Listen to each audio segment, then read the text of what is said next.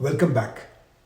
Our topic today is how do you end procrastination forever in the now? Procrastination happens when you give up what you want for your future for what you want in the now. You have a present self in the now, but then you also desire a future self. You come up with the required tasks that can get you to that future self. But whenever you want to get started on those required tasks, something stops you. It seems like an invisible force pushing you back to the present self.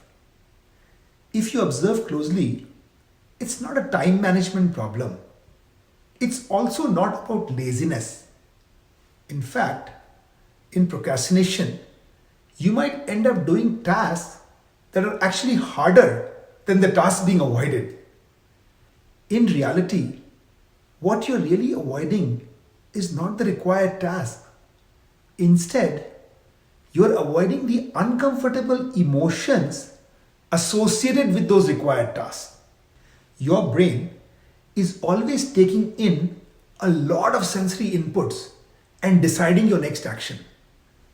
Note that the brain's primary goal is survival. So it decides your next action based on what has worked for you until now. Your brain unconsciously predicts if doing a particular task would put you in a comfortable or uncomfortable emotion. If it predicts comfortable emotion, then it allows you to do that task. But if it predicts uncomfortable emotion, then it makes you avoid that task. Note that your present self is your comfort zone. It also matches your current belief system. It's a reflection of all the tasks you did until now. Basically, you did not procrastinate on these tasks. But your future self is outside your comfort zone. In fact, it is considered as a stranger. So your brain predicts that doing any task which keeps you in your present self will result in comfortable emotions. On the other hand, your brain predicts that doing any required task for your future self will result in uncomfortable emotions. This is why you end up doing any task which keeps you in your present self, while you avoid doing required tasks for your future self. As an example, watching an unrelated YouTube video keeps you in your present self. So it would be favored over doing the required task for your future self. Note that the result of this procrastination deprives you of the desired future self. This creates its own uncomfortable emotion. Your brain does take this into account. It makes you procrastinate only if this uncomfortable emotion is less severe than the one associated with doing the required task. This is the reason why many people overcome procrastination when there's a deadline with consequences associated with the future self. If the uncomfortable emotion associated with the deadline is more severe than doing the task, only then you get started on the task. In fact, this is how many people make progress. It happens a lot in school, college, and work because there are deadlines with consequences in these places. But outside school, college, or work, not everything has deadlines. An example could be working on your entrepreneurial dream or working on a social cause or your purpose. People procrastinate on these endlessly, almost till their end of life. To break this procrastination, some people set up a self-imposed deadline with consequences in these cases. In fact, Jeff Bezos used the self-imposed deadline with consequences method to leave his job and launch Amazon. He chose a self-imposed deadline with consequences of being 80 years of age and regretting the things he didn't do.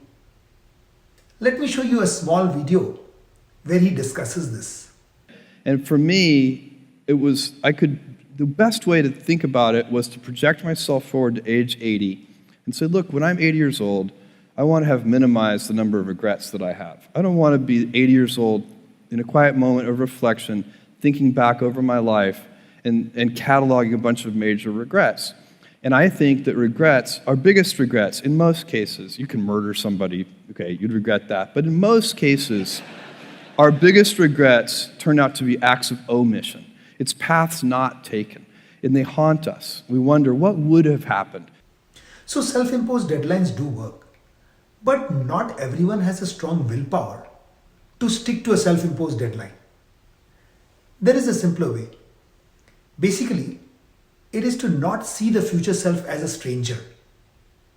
You need to see the connection of the future self to the present self in the now. Once this happens, then your actions, which always favors your present self, will be more inclusive of the future self. Let me give you an example to illustrate this. Younger people procrastinate on saving money for retirement. So there was a study done in which some subjects were shown digitally aged photographs of themselves. Then all the test subjects were asked how would they spend $1,000. Those who saw the aged photo chose to invest twice as much in a retirement account as those who did not. Interestingly, insurance companies have now embraced these findings to get more people to put money away for retirement. Let's go a little deeper to understand why this really works. It'll help you in finally winning over procrastination of any kind. The real connection between your present self and future self is your true self. This true self is also your point of awareness. Many consider this true self to be a spiritual concept. But everyone experiences it all the time when you're not identified with your thoughts. Whenever you pause and reflect between two thoughts, you are in your true self. It is the unchanging part of you that can differentiate between two thoughts. In fact, the entire art of meditation is to bring you to this true self more often. The true self is your core or inner center that came first. Later, evolution added the emotional mind around it. Finally, evolution added the rational mind where thoughts happen. The true self is always in the now. It is the real experiencer and also from where your action happens. It is non-judgmental and does not give the experience its meaning. The meaning is given by the mind. By the way, now is not a slice of time like a second or millisecond, but just the experience. All these experiences get stored in your memory in chronological order. They are represented in memory as state of being, which is just a set of thought, emotion, and the meaning given by the mind. The idea of time only appears outside of the true self, that is in the mind. When you're thinking of the past using the mind, you're just accessing the memory in the now. When you're thinking of the future in your mind, you're imagining it in the now. So time is something that your mind computes.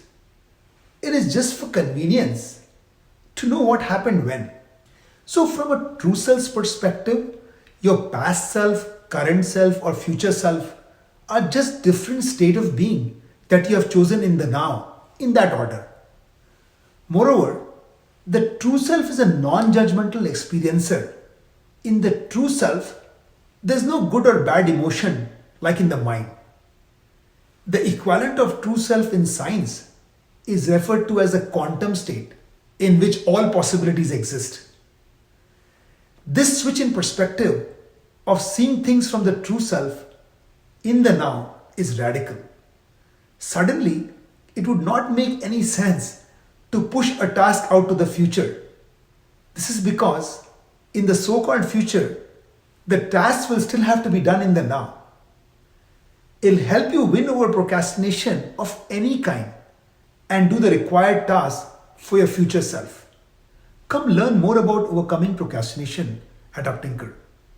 It'll help you in building your startup. Reach out to us using the link below. And thank you for watching.